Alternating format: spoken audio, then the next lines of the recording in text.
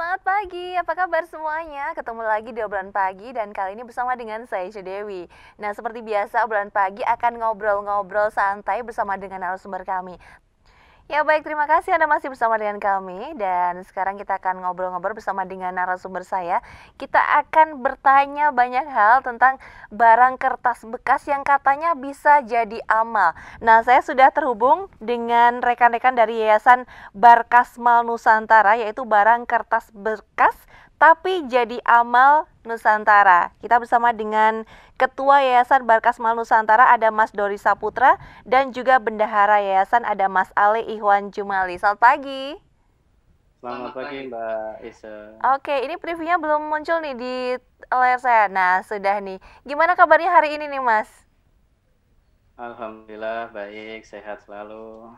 Oke, ini ternyata saya kompakan ya dengan Mas Jumali, sama-sama merah gitu ya. Merah kuning hijau di langit yang biru di langitnya Mas Dori. Mas Dori sudah terhubung juga. Cek suaranya dulu, aman ya Mas ya? Oke, ini bisa cerita-cerita dulu nih Mas Dori nih. Barkasmal ini apa sih Mas? Barkasmal, ya mulai dari saya ya. Selamat pagi semuanya, pemirsa di seluruh Nusantara. Nah, bahwa kami teman-teman Barkasmal ingin menyampaikan tentang informasi tentang Barkasmal. Di Barkasmal ini kalau berdirinya memang sudah cukup lama, jadi sejak tahun 2000. Terus, namun memang kami tidak terlalu fokus untuk legalitas, memang kami baru memfokuskan legalitas baru tahun 2018 kemarin. Di SK namanya 2018. Sejak 2012 kami sudah bergerak. Kami memang lebih fokus dulu mengumpulkan barang bekas, terutama kertas. Karena Jogja itu potensi kertasnya luar biasa, banyak kampus. Jadi universitas saja dulu sampai terbilang ratusan institut, universitas sekolah tinggi, dan itu peluang kertasnya itu sangat besar, dan ternyata harga kertas itu cukup besar, dan itu ternyata bisa untuk beasiswa anak-anak. Jadi kalau dikelola maka bisa buat beasiswa anak-anak. Itu Mbak. Kalau untuk Barkasmal, ide utama adalah barang bekas tadi. Berarti sebenarnya sudah 2012 sudah mulai ada gerakan gitu ya, ngumpul-ngumpul. Kemudian pertama yang pencetusnya sendiri siapa Mas waktu itu? Pencetusnya saya sendiri. Saya sama istri sebenarnya. Nah, kemudian dulu, iya. Lanjut dulu silakan Mas. Tenaganya hanya 2 orang, saya sama istri. Karena saya sama istri juga sambil aktivitas lainnya, karena ini kan sosial ya. Jadi kita coba setelah sekian bulan ternyata kita tidak bisa berdua, harus ada tenaga lain. Kita coba relawan, kita open relawan, kita buat publikasi ke kampus, kita minta mahasiswa untuk bantu. Alhamdulillah sejak 2013 itu sudah mulai bagus, sejak ada relawan seperti itu Mbak. Oke, jadi 2012 diawali berdua, kemudian 2013 sudah mulai ada relawan yang membantu. Nah, awalnya kan baru pengumpulan dulu, Mas. Pengumpulan berarti di tahap awal itu base camp-nya memang di tempat tinggal Mas sendiri ya untuk pengumpulan. Nah, setelah itu diapakan Mas di tahap awalnya? Kalau awal memang dulu di tempat saya tinggal, dulu di cuma kontrakan kecil ya. Jadi kertas itu awalnya dari teman-teman dulu. Karena kebetulan saat 2012 itu saya sedang kuliah juga kami baru nikah 2011, terus 2012 kita coba ngurus kertas, dan tidak sengaja sebenarnya tidak ada perencanaan. Dan 2012 itu kita kelola kertas itu dari teman-teman dekat, jadi teman-teman kampus, teman-teman kelas. Ternyata kita kumpulkan terus kita jual. Kita prosesnya memang kalau biasanya kan di ibu keliling ya, atau rosok-rosok keliling itu, nah itu kita jualnya nggak di situ, kita langsung pengepul. Awalnya pengepul biasa, terus ternyata ada informasi ternyata ada harga yang lebih tinggi, kita ke pengepul besar. Itu di Jogja ada pengepul besar yang kita jual di sana. Namun memang ada kriteria, ada sortiran dulu. Jadi kertas itu kita sortir menjadi kelas A, B, C, ada duplex, ada koran, baru kita jual ke sana. Jadi itu awal mulanya memang dari kertas. Berlanjut selain itu nanti ada barang bekas. Karena memang kekuatan Barkasmal ternyata kedepannya itu lebih ke barang bekasnya ketimbang kertasnya, untuk pendanaannya lebih besar dari barang bekas, seperti itu. Oke, kemudian berarti tidak sekedar kertas saja tapi juga barang bekasnya. Nah, ini kalau tadi disampaikan kan dari kumpulan yang sudah terkumpul barang bekas dan juga kertas bekas tadi kemudian dijual di pengepul besar gitu. Apakah itu sumber pendanaan utama atau ada sumber pendanaan yang lain? Nah, ini saya ke Bendara Yayasan Mas Jumali, silakan Mas Jumali. Ya, bismillahirrahmanirrahim. Selamat pagi semuanya, Mbak Aisyah di stasiun RBTV Jogja. Jadi sumber pendanaan dari Barkasmal kita memang menjaga brand kita dari barang bekas itu sendiri. Jadi barang bekas itu kita meliputi kertas, pakaian layak pakai, barang elektronik, perabotan rumah tangga itu, dan ternyata laporan tahun 2020 kemarin kita itu menghimpun dari barang bekas saja itu mencapai 70% dari total keuangan kita begitu. Jadi nilainya sekitar 200-an juta. Dari 1 tahun terkumpul itu kita bisa menghimpun uang dari barang bekas datang dari donatur berupa hibah, kita kelola di sekretariat begitu, kita sortir dan kemudian dijual. Jadi A to Z-nya itu panjang begitu, barang datang kemudian di recondition sampai dia layak jual baru jadi uang. Nah, itu kita sumber keuangan tentu kita tetap menerima dalam bentuk fresh money begitu. Cuma kita menjaga bahwa brand dari Barkasmal ini sendiri adalah kekuatan daripada barang bekas yang orang kemudian merasa itu sudah tidak berharga bagi dia. Namun kemudian ketika dihimpun bersama Barkasmal, kita kelola bersama-sama, ternyata dalam 1 tahun kita bisa menghimpun dana mencapai 200 juta begitu. Dan selebihnya sekitar 30% sisanya kita dapat dari donasi dalam bentuk fresh money. Kira-kira begitu, Mbak Isa. Iya, Mas Jumali, kalau dari prosesnya tadi kan memang panjang ya, dari ada barang terkumpul, disortir, kemudian direkondisi supaya nilai jualnya lebih tinggi. Itu jadi berapa banyak tim sih sebenarnya sekarang yang membantu di kegiatan Barkasmal sendiri? Oke, untuk tim kita sekitar 6 tahunan berjalan, kita mengandalkan relawan dan sekitar 2-3 orang yang memang secara profesional kita keluarkan biaya operasional bagi mereka. Namun kemudian semakin banyak barang itu kita punya problem kedua, ternyata gudang kita jadi penuh, kita jadi susah untuk mengatur display begitu. Akhirnya kita coba desain Barkasmal bekerja tidak lagi secara gotong royong, kita coba bekerja dengan cara kerja perusahaan, artinya semua divisi kita siapkan, divisi marketing, divisi fundraising, divisi untuk jaga toko, orang yang kemudian menjualkan online. Jadi total kita 6-8 orang yang hari-hari dia day to day dia ngantor begitu kira-kira. Cuma ngantornya di barang bekas, kira-kira begitu. Ini berarti ada brandnya dari Barkasmal, bagi masyarakat umum bisa memberikan donasi dengan cara membeli produknya atau bagaimana, Mas? Oke, jadi bagi masyarakat luas kita ada 2 skema yang kita tawarkan, kita ajak bersama-sama. Bagi orang-orang yang ingin tergabung dalam rantai kebaikan ini, dia bisa menyumbangkan barang bekasnya. Kemudian ketika dia juga ingin membeli, karena kita juga punya Barkasmal Store, kita ada toko offline, toko online.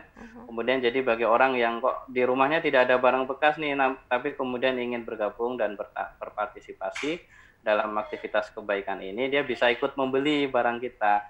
Dan tentu hasil penjualan itu full masuk ke kantor, dipakai untuk operasional teman-teman, dan juga yang paling penting adalah kita untuk program pendidikan bagi anak yatim, piatu, dan duafa begitu. Oke, baik. Kita ke programnya nih. Kita ke ketuanya dulu nih. Mas Dori, kalau dari programnya sendiri untuk yang anak yatim dan juga duafa itu seperti apa, Mas, programnya? Iya, jadi sejak awal berdiri itu kita sudah coba adopsi dari program dari lembaga-lembaga yang sudah ada. Jadi kita mengambil program yang sudah jalan oleh lembaga lain. Kalau di Barkasmal itu ada 7 programnya, 7 program Barkasmal. Kalau saya nyebutnya itu semacam menu untuk anak-anak. Jadi yang pertama itu adalah karena kita mendampingi anak sekolah, maka program pertama adalah beasiswa. Atau menu pertama adalah beasiswa. Jadi beasiswa semesteran. Jadi setiap semester kan biasanya ada bayaran tuh. Nah, kita bayarkan uangnya. Ada yang langsung ke sekolah, ada yang kita kasih ke orang tuanya, kita titip seperti itu. Itu yang pertama. Yang kedua, yang satu paket adalah perlengkapan alat sekolah. Jadi setiap semester kita kasih siswa sekaligus setiap perlengkapan. Jadi semua perlengkapan sudah kita kasih, alat tulis, meja dan sebagainya. Jadi mereka sudah siap untuk sekolah. Jadi mereka nggak mikir lagi uang sekolah, dan juga perlengkapan juga sudah kita siap. Yang kedua, yang ketiga itu ada namanya pendampingan belajar. Nah, pendampingan belajar itu dulu kita modelnya ke sekolah, satu sekolah kita kumpul anak-anaknya, kita leskan. Nah, namun perkembangannya kita coba modelnya pendampingan. Maksudnya ada pendamping dari profesional dari Barkasmal itu ke rumah anak-anak. Jadi ada orang profesional yang dia emang kita rekrut untuk mendampingi anak-anak. Jadi di situ 1 bulan itu universitasnya 1 bulan 2 kali. Jadi selama 2 minggu 1 kali ke rumah anak tersebut.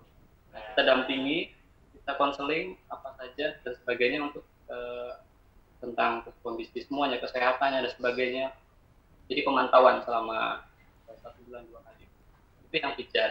Karena tadi kenapa pendampingan belajar, karena kita tidak ada tempat panti gitu, kita kan non mukim anaknya, jadi makanya kita modelnya adalah pendampingan, mengganti dari panti. Misalnya nggak ada pondok atau apa, jadi kita lebih ke pendampingan. Itu yang ketiga. Yang keempat, kita ada namanya ASIK, kalau singkatannya ASIK, cek anak sehat yatim kuat. Jadi cek kesehatan berupa layanan kesehatan buat anak-anak itu selama 1 tahun itu intensitasnya sekitar 4 kali. Jadi 3 bulan sekali itu kita cek kesehatan anak-anak. Jadi tadi pendidikan beasiswa sudah, alat sekolah sudah, pendampingan belajar sudah, dan ini satu paket adalah kesehatan. Jadi anak-anak juga butuh kontrol tentang kesehatannya. Bahkan kita sudah mencatat rekam medik mereka sejak dulu sampai sekarang, ada daftar namanya, misal si Latifia itu rekam mediknya sudah ada sejak dia di Barkasmal sampai saat ini. Itu yang keempat, jadi cek kesehatan. Itu biasanya kita kumpul anak-anak, kita panggil dokter yang sudah bekerja sama, mitra, dan tetap itu dokter. Jadi biar dokternya tahu perkembangannya dari tahun ya pertemuan. Terus yang kelima ada program namanya kreativitas dan entrepreneurship. Jadi selain anak-anak diajarkan semua tadi, juga entrepreneurship-nya juga perlu kita tumbuhkan kemandiriannya, kreativitas dan juga entrepreneurship-nya. Untuk saat ini kita masih membuat kerajinan tangan, misal kayak pin dan sebagainya, dan ini rencana gedung ini kan akan kita proses pembangunan. Soalnya nanti akan ada kelas namanya kelas bisnis. Jadi anak-anak nanti di situ akan mengkaryakan kreativitasnya di kreatif, nanti kita angkat lagi itu kreatif. Yang keenam ada namanya Basecamp, Barkasmal Super Camp, yaitu event tahunan. Jadi setiap tahun kita kumpulan anak-anak, itu kita adakan camping tahunnya, dan sekaligus juga di situ ada semacam piala bergilir lah. Jadi anak-anak itu setiap tahun dikumpulkan, acaranya fun, outbound dan sebagainya, dan juga nanti yang kita lihat rapotnya, ranking yang juara, nanti itu kita kumpulkan, kita umumkan bahwa ini yang juara 1 gitu. Jadi biar menyemangati semua anak-anak di Barkasmal. Gitu. Yang terakhir ada namanya kita sebut Sangkar Barkasmal, jadi Sanggar Baca Barkasmal. Itu berupa perpustakaan. Untuk saat ini kita ada beberapa mitra, jadi kita menyediakan buku. Yang buku itu adalah sumbangan dari para donatur, kita kumpulkan. Jadi kalau kertas kita proses untuk kita jual, namun kalau buku-buku tulis, buku bacaan, buku-buku pelajaran itu tidak kita jual, itu kita kumpulkan nanti untuk perpustakaan. Jadi perpustakaan yang kita kerjasama ke masyarakat. Oke, baik. Jadi ada 7 program yang dijalankan di Barkasmal ya Mas ya. Nah, ini dari 7 program itu kan tentu memerlukan kemitraan dengan berbagai pihak. Tapi akan kita bahas lengkapnya usai jeda berikut. Mas Dori dan juga Mas Jumali jangan kemana-mana, pemirsa juga jangan kemana-mana. Kami akan segera kembali untuk Anda saat lagi.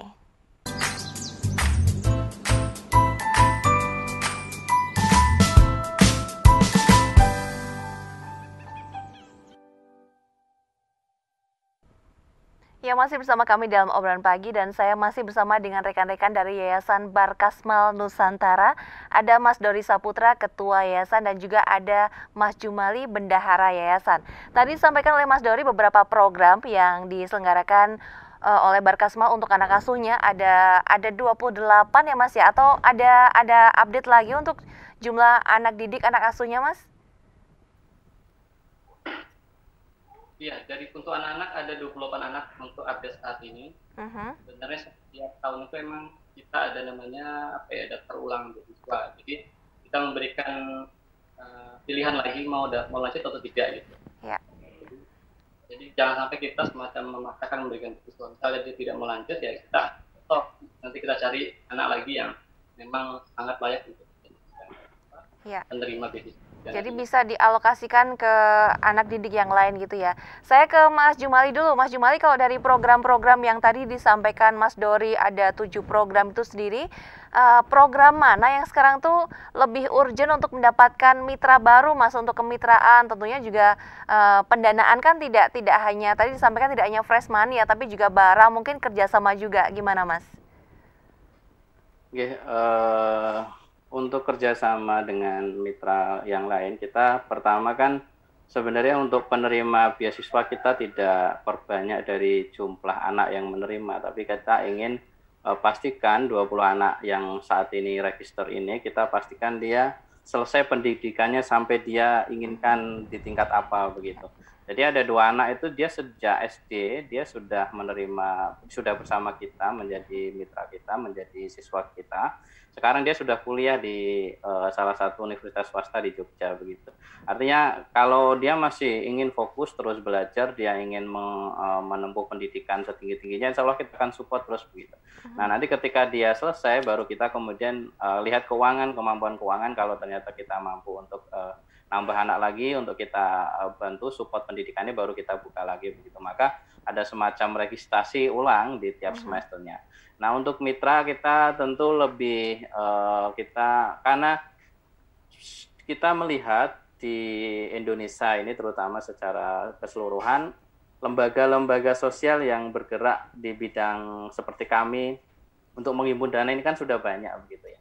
Banyak sekali dan bahkan menjamur. Tapi khusus untuk barang bekas ini kan belum banyak. Waktu kita berdiri di tahun 2012 itu kita lihat banyak lembaga yang juga akhirnya ikut melakukan aktivitas serupa untuk menghimpun barang bekas. Namun yang bertahan sampai sekarang tidak banyak. Dan alhamdulillah Barkasmal diberikan kemampuan oleh Allah Subhanahu wa taala untuk bisa bertahan sampai sekarang. Jadi artinya ketika kita perbanyak mitra yang kita inginkan, justru saat ini bagaimana instansi-instansi yang day to day itu banyak aktivitas di kertas, kemudian dia punya barang bekas yang kemudian perlu diremajakan begitu, kita pengen menyerap itu sebanyak-banyaknya. Saat ini kan untuk kampus yang bekerja sama dengan kami secara resmi itu ada salah satu kampus swasta di Jogja. Dia kertasnya itu diserahkan ke kami karena kami memberikan jaminan keamanan. Jadi kertasnya itu tidak kita jual ke pengepul kecil yang kemudian bisa jadi dijadikan bungkus makanan dan lain sebagainya. Namun kemudian kita jual ke pengepul besar yang sampai sana itu langsung di-press, dihancurkan. Artinya data dokumen itu aman. Jadi kita kita ingin mengetuk pintu itu ke instansi-instansi yang punya barang-barang bekas itu untuk kita guide sebanyak-banyaknya. Karena itu ternyata menjadi sumber keuangan yang cukup besar, dan artinya kita secara kompetisi di lapangan kita tidak ikut mengambil wilayah-wilayah yang sudah ada, yang kemudian dia menghimpun fresh money. Namun kemudian ketika ada orang yang ingin fresh money, tentu kami juga lebih senang begitu, karena dia tidak perlu kita berikan perlakuan A to Z untuk jadi uang. Jadi artinya kita lebih kepada dananya untuk pendampingan siswa. Kita kan selama ini butuh relawan juga sebenarnya, karena 28 anak ini kan kita ingin pastikan bahwa anak per anak ini 28 siswa ini kita ingin pastikan bahwa semuanya kita bantu begitu, dari segi pendidikan di sekolahnya kita support beasiswa, dari segi kesehatan kita support cek kesehatan. Nah dari segi pendampingan belajar ini selama ini yang secara resmi di kantor kita 1 orang yang kita tugaskan untuk menjadi manajer pendampingan ini. Tapi di lapangan tentu butuh banyak relawan juga. Nah, ini juga kita butuh banyak mitra ini untuk menjadi relawan kita mendampingi 20 anak siswa tersebut begitu. Nah, ini kalau yang tertarik untuk menjadi mitra ataupun donatur bisa menghubungi kemana sih Mas? Sekretariatnya ada di mana? Kantor, lalu kalau ada akun sosial media bisa di-share juga, silahkan Mas Jumali. Oke, untuk akun sosial media kita di Instagram ada Barkasmal, kemudian di fanpage Facebook kita ada di Barkasmal juga. Kemudian kalau untuk sekretariat kita ada di Condong Catur, di dekatnya Taman Kuliner begitu. Nanti mungkin Mas Dori lebih hafal. Terus kemudian untuk nomor telepon nanti juga Mas Dori hafal begitu. Jadi saat ini kita di sana kita sedang membangun sekretariat gedung yang kita tujuannya nanti menjadi gedung terpadu begitu, karena selama ini sejak 2012 itu Barkasmal belum punya tempat terpadu untuk melakukan semua aktivitas itu. Jadi kita masih pindah-pindah kontrakan begitu, dan ternyata kita hitung-hitung kosnya cukup besar per tahun. Akhirnya kita sewa tanah dan kita bangun gedung di situ di atas tanah sewa, dan kita kontrak sampai 5 tahun ke depan, dan disitulah yang nanti akan bisa menjadi pusat kegiatan Barkasmal, termasuk penghimpunan barang bekas dan juga pendampingan kepada 20 siswa yang kami bina. Oke, baik Mas Jumali. Saya ke Mas Dori nih. Ini kan kemudian dipilih untuk sewa tanah dan membangun di sana. Apalagi tadi disampaikan ada banyak kegiatan yang nanti akan dilakukan, seperti ada base camp-nya juga, ada kelas bisnis juga untuk anak didiknya. Dari 28 itu sendiri, anak didik itu sebarannya di mana saja Mas Dori? Iya, jadi untuk anak-anak dulu ya. Untuk anak ada 28 anak itu tersebar di beberapa kabupaten. Paling banyak emang daerah Sleman, karena kita lokasi di Sleman. Itu ada Waduh, ada yang daerah kota juga ada di dekat UIN itu, sebelah timurnya UIN, daerah Tugowo. Terus ada juga di daerah Gunung Kidul juga ada 2 anak. Bantu juga ada, seperti itu. Hanya emang untuk Kulon Progo kita belum, hampir, jadi hanya Kulon Progo yang belum. Jadi kalau kita ngumpulin anak-anak untuk kesehatan memang agak repot. Begitu. Masuk yang Gunung Kidul biasanya agak repot kita jemput pendampingan. Karena biasanya kan program pendampingan kita jemput. Atau program ini kesehatan. Kalau pendampingan paling yang repot biasanya pendampingannya yang harus. Ya, sampai saat ini semua sudah bisa berjalan. Kalau untuk program gedung tadi, kalau alamat lengkapnya itu di Komplek Puronggosari 2. Di Gunung Catur, Depok, Sleman. Jadi kalau teman-teman mungkin mau mampir, itu gampang sekali. Mungkin ketik di Google Map Yayasan Nusantara, Yayasan Barkasmal Nusantara, nanti akan muncul mapnya. Kalau ancar-ancarnya itu dari Terminal Gunung Catur, kan situ ada Tangkul ke barat. Terus saja ada jembatan masih ke barat lagi, gang kedua ambil kanan, mentok nanti kanan. Lebih gampangnya pakai map tadi. Seperti itu. Untuk selanjutnya untuk yang program gedung nanti itu di sana kita kan prosesnya masih lantai 1 Mbak. Jadi karena kita pendanaannya saat ini masih kurang. Untuk saat ini lantai 1 kita padatkan untuk display jualan, untuk kantor, untuk juga nyortir kertas, seperti itu. Nah untuk lantai 2 itu sebenarnya emang lebih untuk ke ruang kelasnya, nanti emang jualannya juga akan di atas. Jadi memang sudah kita atur semuanya untuk terpadu tadi. Jadi semua untuk barang bekas nyampe ditaruh di gudang, terus nanti disortir, masuk di display penjualan toko. Nanti juga ada ruang kelas, sampingnya nanti setiap acara anak-anak kelas bisnis kita adakan. Oke. Baik Mas Dori, ini dengan adanya pandemi ini ada yang berbeda tidak dengan kegiatan di Barkasmal sendiri? Ya, karena ini pandemik, tadi yang program tadi yang saya sampaikan ada tadi itu tidak bisa terlaksana yang khususnya untuk yang mengumpulkan anak-anak. Misalnya cek kesehatan itu tidak bisa. Yang bisa kalau beasiswa itu pasti, karena beasiswa itu bayar ya, dan itu yang berjalan itu untuk pandemik ini adalah pemberian bantuan beasiswa itu pasti. Jadi mau ada pandemi atau tidak, itu beasiswa itu pasti kita kasih. Alat tulis juga kita kasih tiap semester. Jadi kalau yang kesehatan, base camp tadi yang camping, kreatif itu tidak dilakukan saat pandemi. Ya mudah-mudahan setelah pandemi ini selesai, vaksin sudah bisa di Indonesia normal, kita mudah-mudahan bergerak kembali untuk semua kegiatan. Oke, baik. Jadi memang untuk beberapa program tidak bisa terlaksana gitu ya karena ada pandemi ini. Tapi yang masih berjalan pasti itu beasiswa sendiri. Mas boleh dicontohkan ini, boleh Mas Dori ataupun Mas Jumali untuk satu anak gitu. Contohnya kebutuhannya seberapa besar Mas untuk anggaran dana yang diperlukan untuk biaya kuliah, biaya sekolah dia sampai dengan ke tingkat yang dia inginkan gitu. Oke, untuk pembiayaan, jadi kita untuk total 28 siswa itu satu tahun saja kita membutuhkan uang mencapai 140 juta. Jadi kalau dari tingkat SD sampai kuliah itu tentu bervariasi karena ada yang kemudian kita pondokkan, ada yang kemudian dia sekolah di sekolah reguler, sekolah umum, ada yang kemudian kuliah misalnya nanti dia ingin kuliah negeri dan swasta itu kan jadi belum baku begitu hitungannya. Tapi kemudian kita setahun kemarin saja kita per tahun itu kita kebutuhan mencapai 140 juta untuk total 28 siswa gitu. Jadi kita berharap anak itu, jadi ketika dia lulus SD itu biasanya kita tanya mau sekolah di mana, dia mau lanjut atau tidak begitu. Dan ketika dia pengen lanjut dia akan milih sekolahnya yang mana.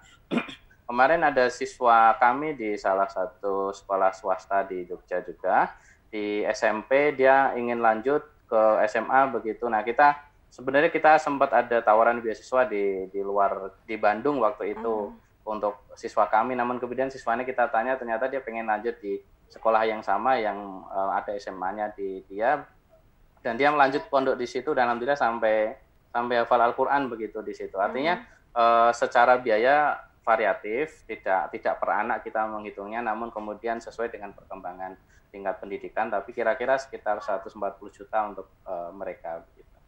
Iya, 140 juta untuk per tahunnya. Ada dibuka orang tua asuh tidak Mas untuk bisa membantu misalnya per satu anak itu ada orang tua asuh siapa gitu?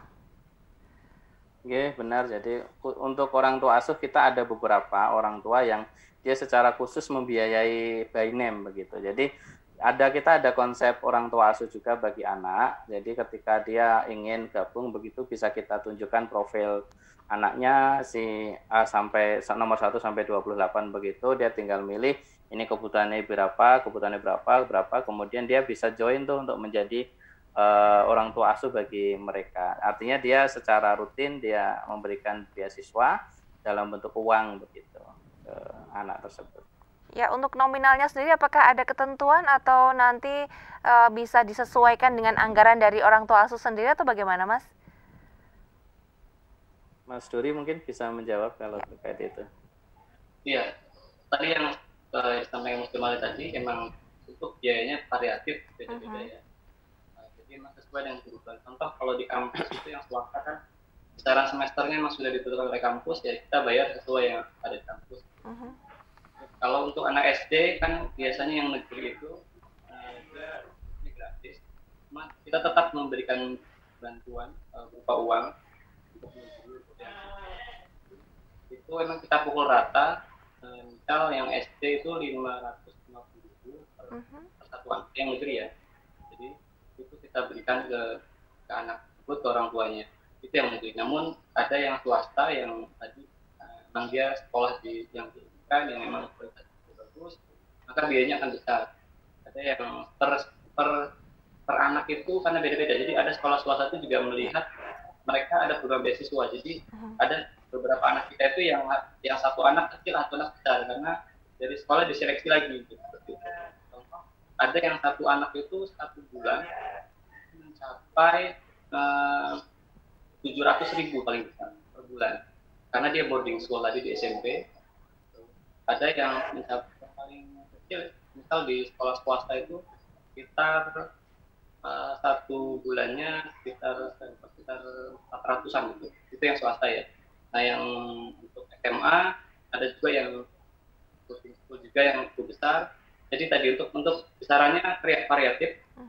Untuk yang negeri kita pukul rata karena memang dari sekolah biasanya memang sudah tidak bayar. Dan hanya kebutuhan sekolah, dan kebutuhan sekolah pun sudah kita lengkapi dengan alat tulis. Bahkan saat pendampingan kita cek apa yang kurang, misalnya buku meja nih kita berikan, misalnya kurang tasnya rusak kita berikan, jadi seperti itu. Kebutuhan anak-anak. Ya baik, jadi memang fokusnya di dunia pendidikan gitu ya, fokusnya agar pendidikan anak didik itu sampai dengan usai nanti sampai dengan sukses gitu ya. Jadi kebutuhannya apa dicoba untuk difasilitasi gitu. Baik, nanti kita akan lanjutkan lagi perbincangannya Mas Dori dan juga Mas Jumali, jangan kemana-mana, dan juga pemirsa Anda jangan beranjak dulu, masih ada satu segmen lagi kebersamaan kita di Obrolan Pagi.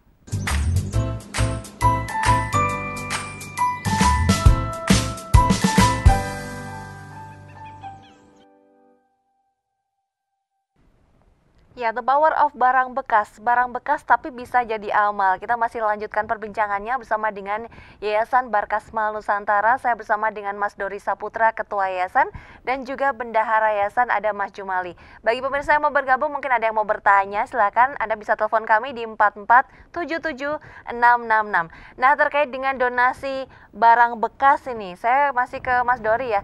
Ini mungkin ada yang ragu-ragu Mas, kalau mau memberikan barang bekas itu, iya, kalau itu nanti masih layak atau masih bisa digunakan. Sebenarnya barang bekas yang masih bisa didonasikan itu yang seperti apa? Iya, untuk barang bekas biasanya dalam praksi kita sampaikan bahwa semua barang kami terima asalkan layak pakai atau layak jual. Nah, jadi layak pakai layak jual itu mungkin bisa kita pahami bahwa yang jelas masih bisa dipakai, dan misalkan harganya barang tersebut bisa dijual, maka itu masih masuk. Contoh, ada yang nyumbang pakaian. Nah, pakaian itu kalau yang masuk layak adalah contoh tidak bolong-bolong, terus tidak kotor. Nah itu kalau seperti itu maka tidak layak. Jadi misalkan masih layak, benar-benar layak adalah yang memang yang bisa kita pakai, yang biasa kita. Jadi kalau sudah bolong tuh jelas tidak layak. Bisa lagi elektronik. Kalau elektronik misal masih rusak, itu untuk elektronik masih kita terima, asalkan tidak terlalu kotor banget gitu, yang kita bersihkan nanti akan memakan waktu. Nah itu yang mungkin kita repot, seperti itu layaknya. Oke, baik. Kemudian kalau ada yang berminat untuk mendonasikan barangnya, itu harus datang atau misalnya banyak, apakah bisa dijemput pick up gitu atau bagaimana? Oke ya, untuk misalnya ada donatur, kita membuka pelayanan untuk radius misalkan mungkin tidak terlalu jauh dari tempat kami di Cenong Catur, misalnya hanya radius 3-5 km, kita bisa jemput misalkan 1-2 kardus gitu. Misalnya 1 kardus tapi dibantul di ujung misalnya, itu tidak bisa karena biaya kos sana itu akan besar. Jadi kita biasanya akan melihat pertama jarak, yang kedua nilainya. Jadi kita biasanya lihat kalau calon donatur, maka kita tanya ini barangnya apa. Barangnya kertas tapi dibantul nih. Kita dengan menolak dengan dengan halus bahwa tidak bisa, karena memang kos kesananya akan lebih besar, jadi biaya untuk bensinnya akan lebih besar, termasuk waktu itu. Misalkan ada barengan itu bisa. Jadi biasanya kalau yang jauh-jauh itu kita jadwalkan. Jadi misalnya satu hari sudah jajan semua, itu sudah beruntun arahnya, jadi kita bisa ambil sekalian. Jadi untuk pelayanan jemput insya Allah kita punya, kita pakai motor, kalau dia masih jadi pakai motor, kita ada pelonjot. Terus misalnya yang nyumbangnya lemari, terus yang besar-besar, waktu dan seterusnya, itu kita ada sedia pickup, kita bisa jemput ke lokasi seperti itu. Terus untuk apa itu yang dia misalnya nih kondisi pandemik, itu kita pakai paket. Nah, sejak pandemik ini banyak yang ngirim donasi dalam bentuk paket. Misalnya pakaian, dia dipaketkan melalui Gojek. Ada juga yang di luar kota, dia pakai ekspedisi seperti itu. Ya, selama ini seperti itu, Mbak. Ya, jadi masih bisa ya, bisa dikirimkan atau mungkin bisa janjian di lokasi yang lebih dekat gitu kalau memang jaraknya lebih jauh gitu. Nah, kalau untuk kondisi sekarang berarti yang paling urgent dibutuhkan dari sisi penganggaran itu untuk alokasi apa? Saya ke Mas Jumali, silakan. Ya, untuk kebutuhan kita yang sedang prioritas dalam waktu dekat ini adalah pembangunan gedung terpadu Barkasmal Nusantara.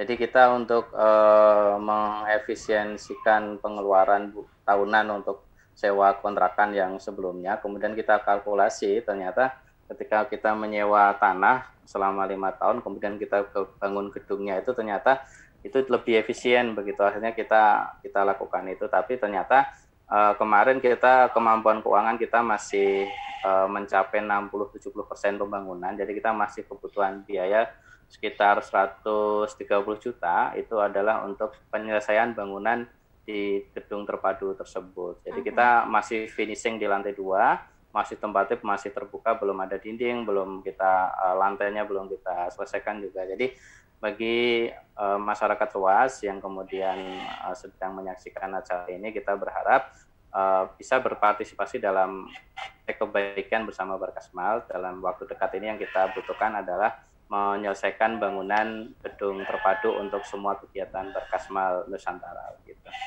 Oke. Jadi karena sekarang baru lantai 1 ya yang bisa digunakan, lantai 2-nya masih terbuka gitu, masih full AC dari alam gitu ya, belum bisa digunakan sama sekali. Ya baik, Mas Jumali dan juga Mas Dori, ini kan sudah dari tahun 2012 gitu berjalan. Sukanya apa sih dalam mengelola kegiatan yayasan sosial seperti Yayasan Amal seperti ini, Mas Dori? Sukanya ya, ya. Kalau sukanya banyak sekali Mbak di Barkasmal. Jadi anak yang dari SD sampai kuliah itu kebagian yang mungkin apa ya diungkapkan sinergi deh.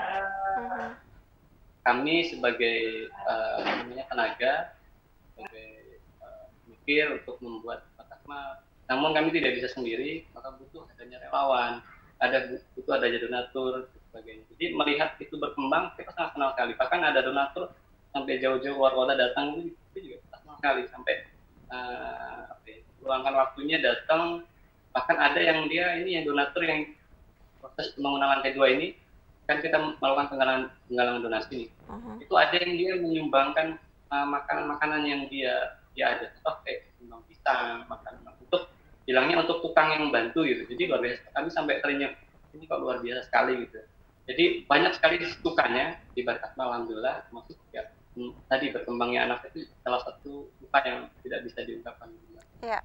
Oke, coba kalau Mas Jumali gimana Mas? Jadi kalau dari sisi pendanaan, misalnya Mas Jumali itu mengelola di satu perusahaan yang orientasinya untuk bisnis, untuk mengupayakan dana masuk kan pasti berbeda ya pengalamannya dengan ini untuk kegiatan untuk sosial gitu. Ya, saya selalu punya keyakinan bahwa kebaikan itu dia seperti ditakdirkan tanpa definisi. Jadi dia itu mudah sekali dipahami orang, dia mudah sekali untuk kemudian menular begitu. Dan kita di Barkasmal satu yang kita pahami bersama adalah kegiatan sosial ini ternyata menjadi salah satu faktor atau salah satu sebab kemudian Allah menurunkan kemudahan-kemudahan bagi kami di urusan-urusan yang lain gitu. Jadi kan kami di Barkasmal ini, terutama yang di yayasan ini kan kita tidak day to day di Barkasmal begitu. Kami punya aktivitas lain, kita punya bisnis begitu, dan alhamdulillah itu mungkin kita tidak tahu Allah kemudian mendatangkan dari mana pertolongannya, tapi kemudian kita hanya berikhtiar bahwa sebagian waktu yang sudah Allah berikan ini kemudian kita hibahkan untuk kegiatan sosial, kita aktif di kegiatan filantropi bersama Barkasmal. Jadi tentu tidak semendebarkan ketika kita berurusan dengan bisnis yang profesional begitu. Namun kemudian kita juga kadang deg-degan ketika awal tahun, awal semester kita saatnya menyalurkan donasi begitu, ternyata dana keuangan misalnya tidak mencukupi begitu. Nah, itulah kemudian energinya kita akhirnya peras lagi begitu, kita gerakkan teman-teman relawan, kita gerakkan teman-teman yang di kantor, ayo kita ekstra lagi begitu, karena jadi ada satu kebaikan kecil yang kami yakini bahwa jadi saya itu punya